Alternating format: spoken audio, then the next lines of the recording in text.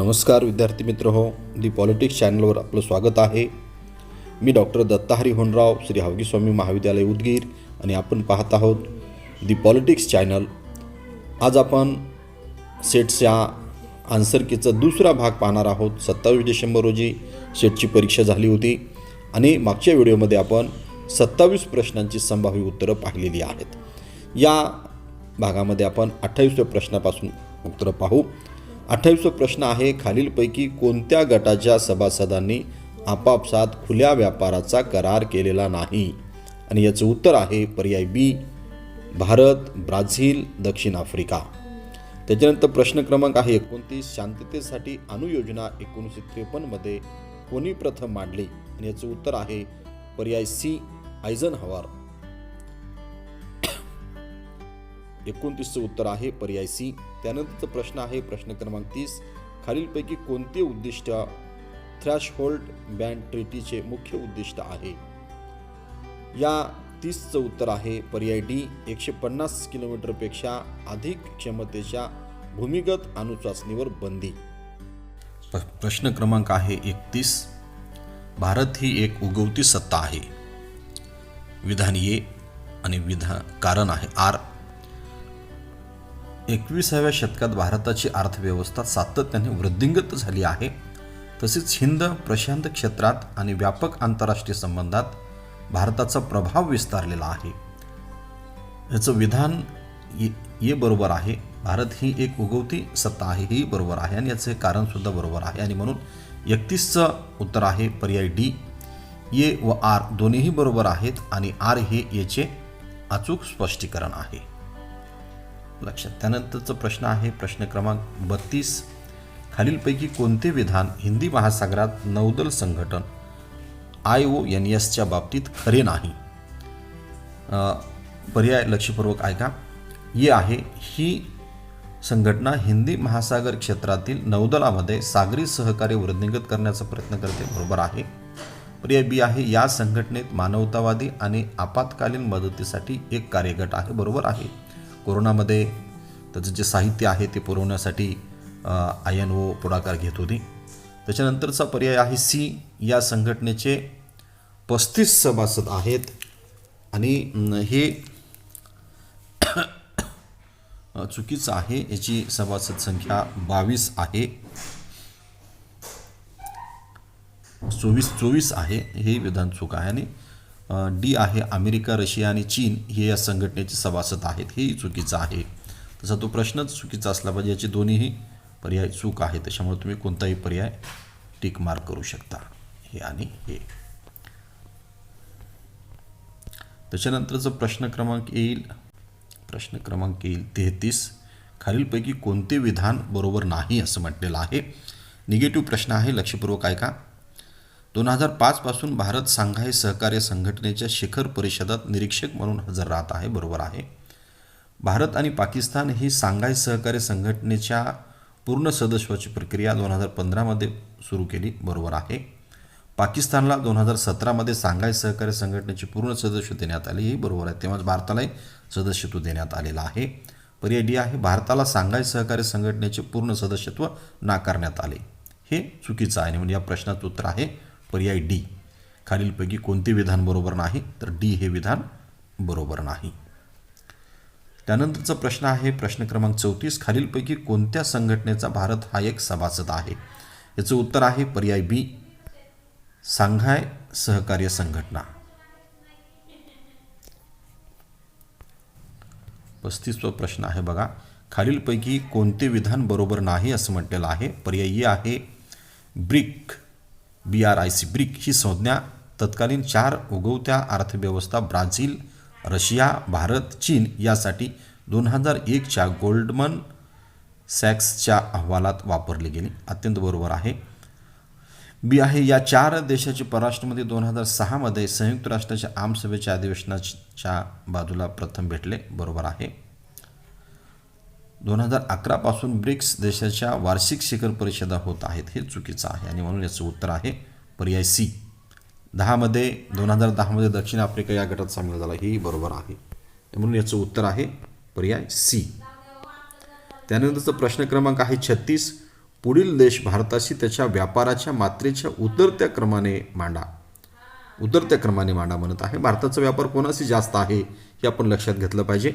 भारताचा सगळ्यात जास्त व्यापार चीनशी आहे. आता फिंगर येथपर्यंत माघारी घेत नाही म्हणून पेंगॉन व्हॅलीमध्ये जी घुसखोरी केली चायनाची, त्या बेसवर आपण त्यांची 59 ॲपवर बंदी घातली, पण व्यापारावर नाही. व्यापार सगळ्यात जास्त आपला चायनाशीच होतो. त्याच्यामुळे चायना नंबर 1वर येईल, अमेरिका नंबर 2वर येईल आणि नंबर 3वर रशिया येईल. आणि म्हणून याचं उत्तर आहे पर्याय सी. चीन, अमेरिका, रशिया आणि मग जपान असा तो क्रम लागतो. आणि म्हणून याचं उत्तर आहे पर्याय सी.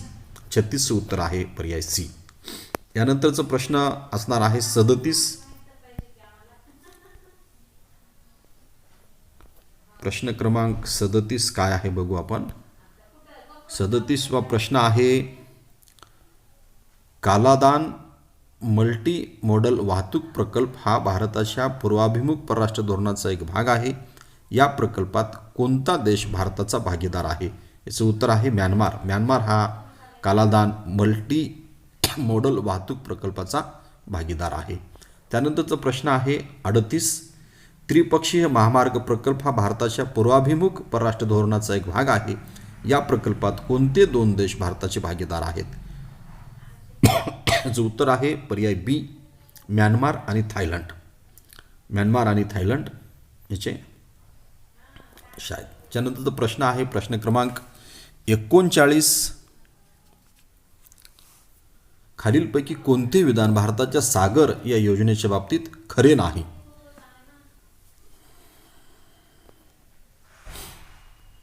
तर याचं उत्तर आहे पर्याय बी, हिंदी महासागराविषयीच्या दृष्टीची ती सुस्पष्ट उच्चस्तरीय अभिव्यक्ती आहे. हे बरोबर नाही, खरे नाही. ही आहे क्षेत्रातील सर्वांची सुरक्षा आणि वाढ याचे हे संक्षिप्त रूप आहे. बरोबर आहे. प्रादेशिक आर्थिक सहकार्य खोलवर रुजवण्याचा त्यात समावेश आहे. हेही बरोबर आहे. यामध्ये हिंदी महासागराच्या शांततेचे क्षेत्र म्हणून पुरस्कार केले, हे बरोबर आहे. आणि म्हणून याचं उत्तर आहे बी. बी हे बरोबर नाही. हिंदी महासागराविषयी दृष्टीने ती एक सुस्पष्ट उच्चस्तरीय अभिव्यक्ती आहे, हे चूक आहे. त्यानंतरचा प्रश्न आहे प्रश्न क्रमांक 40.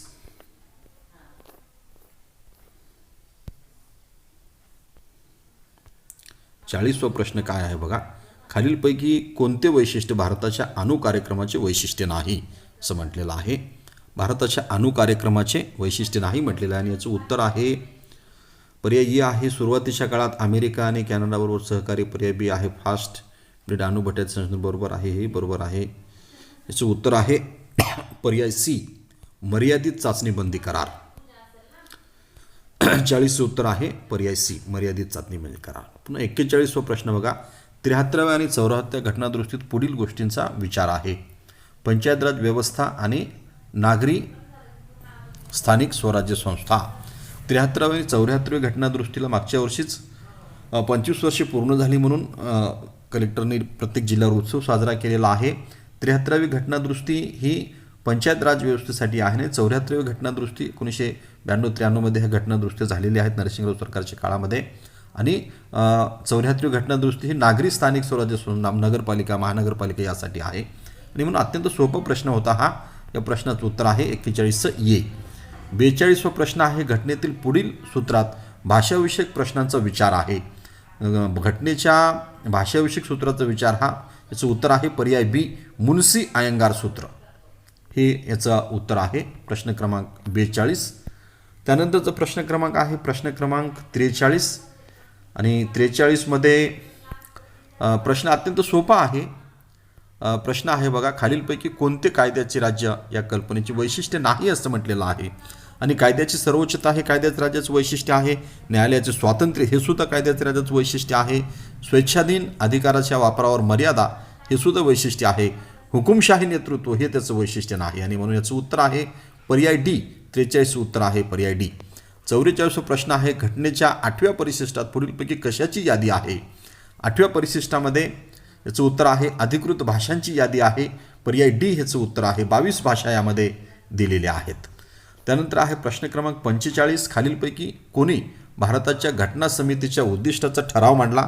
घटना समितीच्या उद्दिष्टाचा ठराव पंडित जवाहरलाल नेहरूंनी मांडलेला आहे. आणि म्हणून या प्रश्नाचं उत्तर आहे पर्याय डी, कारण नेहरूंनी घटना समितीचे उद्दिष्ट मांडताना असं म्हटलेलं होतं की मी 150 वर्षाचा भूतकाळ आणि पुढच्या 35 कोटी लोकांचं भविष्य अनुभवतो आहे, आणि म्हणून संविधान सभेमधलं त्यांचं जे प्रास्ताविकाचं भाषण आहे त्यामध्ये त्यांनी उद्दिष्ट सांगितलं. संविधान सभेला सांगितलेलं आहे की आपल्याला 150 वर्षामध्ये ज्या ज्या संघटनांनी, ज्या सगळ्या विचारधारेच्या लोकांनी या राष्ट्रासाठी बलिदान दिलं, त्यांच्या स्वप्नाचं प्रतिबिंब या घटनेमध्ये उतरवायचं आहे, आणि या घटनेवरच 35 कोटी 40 कोटी लोकांचं भविष्य अवलंबून आहे, आणि म्हणून ही जबाबदारी आपल्याला, आणि म्हणून 45चं उत्तर आहे घटना समितीच्या उद्दिष्टाचा ठराव जवाहरलाल नेहरूंनी मांडला, प्रश्न क्रमांक डी.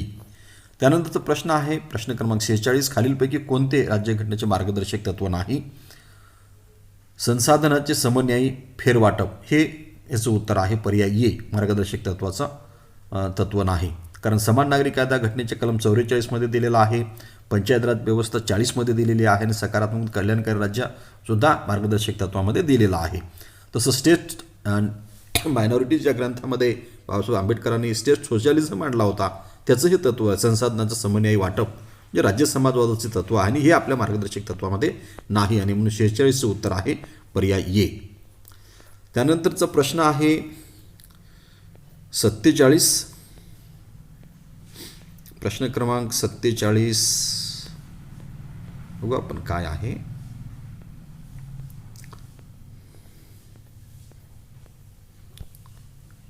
यामध्ये प्रश्न आहे आपल्या घटनेच्या प्रास्ताविकात खालीलपैकी यांच्या नावे लिहिलेले आहे. याचं उत्तर आहे पर्याय बी, आम्ही भारताचे लोक यापासून प्रास्ताविकाची सुरुवात झालेली आहे, आणि म्हणून 47 उत्तर आहे पर्याय बी. त्यानंतर आहे प्रश्न क्रमांक 48, लोकसभा, राज्यसभा आणि राष्ट्रपती हे भारताच्या संसदेचे घटक आहेत, आणि याचं उत्तर आहे पर्याय ए. संसद म्हटली की राष्ट्रपती, लोकसभा आणि राज्यसभा ही आपल्याला आठवत असते, आणि म्हणून बाकी पर्याय बघण्याची सुद्धा गरज नाही. याचं उत्तर आहे पर्याय ए. 49 सूत्र आहे खालीलपैकी कोणत्या स्वरूपाचे प्रतिनिधित्व भारतीय घटनेत दिसत नाही? शिक्षक मतदारसंघ आहे, पदवीधर मतदारसंघ, नामनिर्देशित सदस्य सुद्धा आहेत.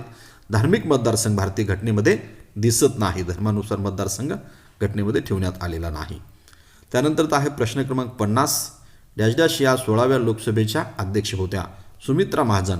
याचं उत्तर आहे सी, सुमित्रा महाजन ह्या 16व्या लोकसभेच्या अध्यक्ष होत्या. धन्यवाद विद्यार्थी मित्र हो. या चॅनलवर आपण नव्याने आला असाल तर चॅनल सबस्क्राईब करून घ्या. हा व्हिडिओ अधिकाधिक विद्यार्थ्यांना शेअर करा, आणि आपल्या ज्या काही कॉमेंट असतील त्या कॉमेंट बॉक्समध्ये द्या. धन्यवाद. जय हिंद, जय महाराष्ट्र.